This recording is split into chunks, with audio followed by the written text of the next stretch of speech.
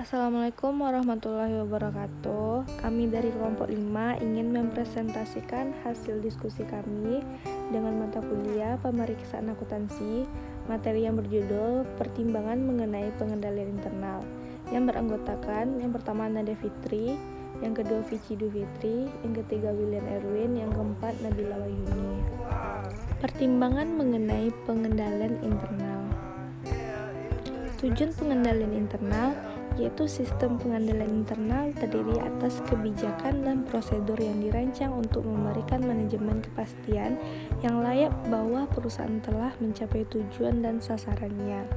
Tujuan pengendalian internal adalah menjamin manajemen perusahaan agar yang pertama yaitu reliabilitas pelaporan keuangan, yang kedua efisiensi dan efektivitas operasi, yang ketiga ketaatan pada hukum dan peraturan.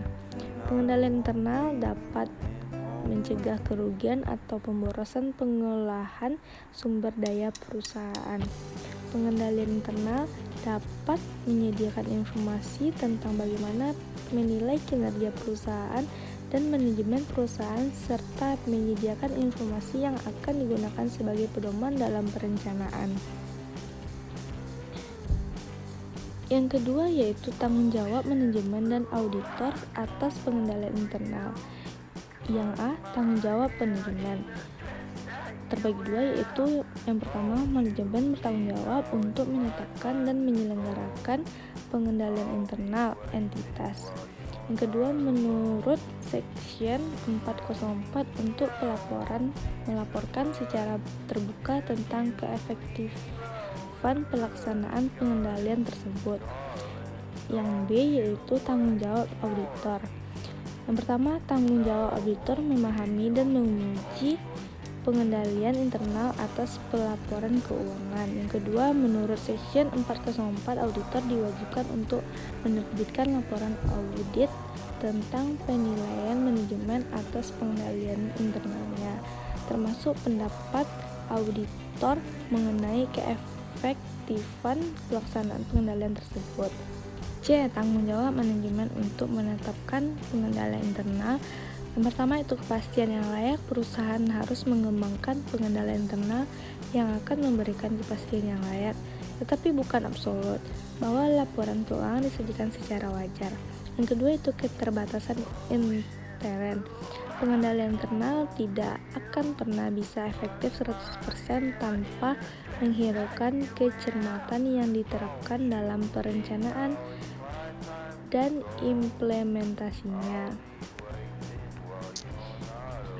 Yang D, tanggung jawab laporan oleh manajemen menurut Section 404. Yang pertama yaitu rancangan pengendalian internal. Manajemen harus mengevaluasi apakah pengendalian internal telah dirancang dan diberlakukan untuk mencegah atau mendeteksi salah saji yang material dalam laporan keuangan. Yang kedua, efektivitas pelaksanaan pengendalian untuk menentukan apakah pengendalian telah berjalan seperti yang dirancang dan apakah yang dilakukan sudah efektif. Yang E, tanggung jawab auditor untuk memahami pengendalian internal. Yang pertama yaitu pengendalian atas pelaporan keuangan. Auditor berfokus pada pengendalian internal yang berhubungan dengan perhatian manajemen. Yang pertama dalam pengendalian internal yaitu reliabilitas pelaporan keuangan. Yang kedua itu pengendalian atas kelas-kelas transaksi. Auditor menekankan pengendalian internal atas kelas-kelas transaksi, bukan saldo akun. Yang F, tanggung jawab auditor untuk menguji pengendalian internal. Yang pertama yaitu untuk menyatakan pendapat mengenai pengendalian internal. Nomor 3. Memperoleh dan mendokumentasikan pemahaman tentang pengendalian internal. 1. Memperoleh dan mendokumentasikan pemahaman tentang pengendalian internal, rancangan dan operasi. 2. Menilai risiko pengendalian. 3. Merancang, melaksanakan, dan mengevaluasi pengujian pengendalian. 4. Memutuskan risiko deteksi yang direncanakan dan pengujian substantif. 4. Menilai risiko pengendalian. Menilai apakah laporan keuangan bisa diaudit atau auditabilitas. Ada dua faktor utama yang menentukan auditabilitas, yaitu yang integritas manajemen dan catatan akuntansi yang memadai. Menentukan penilaian risiko yang didukung pemahaman tentang pengendalian internal dengan asumsi pengendalian tersebut telah diikuti atau diimplementasikan di dalam operasi. Penggunaan matriks risiko pengendalian. Untuk penilaian risiko pengendalian, yang pertama, mengidentifikasi tujuan audit. 2. Mengidentifikasi pengendalian yang ada. 3. Menghubungkan pengendalian dengan tujuan audit yang terkait. 4. Mengidentifikasi dan mengevaluasi defisiensi pengendalian, defisiensi signifikan, dan kelemahan material. 5. Pengujian pengendalian. Ada dua pengujian utama, yakni pengujian pengendalian dan pengujian substantif. Pengujian pengendalian merupakan pengujian terhadap struktur pengendalian intern. Pengujian substantif merupakan pengujian terhadap saldo akun dari laporan keuangan. Ada dua pengujian yang dapat dipilih auditor, yaitu yang pertama, primarily substantive approach. Ketika auditor memilih pendekatan ini, maka ditekankan pada pengujian substantif.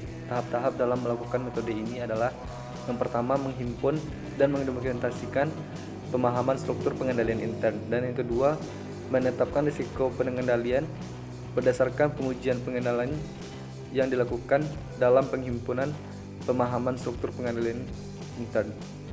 Yang ketiga, menentukan kemungkinan dapat tidaknya dilakukan pengurangan lebih terhadap tingkat risiko pengendalian yang telah dilakukan. Yang keempat, melaksanakan pengujian pengendalian tambahan untuk memperoleh bukti tambahan. Yang kelima, melakukan revisi atau menetapkan kembali risiko pengendalian berdasarkan bukti tambahan. Yang keenam, melakukan dokumentasi atas penetapan risiko pengendalian. Yang ketujuh, melakukan penilaian terhadap kemampuan tingkat risiko pengendalian yang telah ditetapkan tersebut untuk mendukung tingkat pengujian substantif yang direncanakan auditor. Dan yang terakhir, merancang pengujian substantif. Yang kedua yaitu lower assessed level of control risk approach.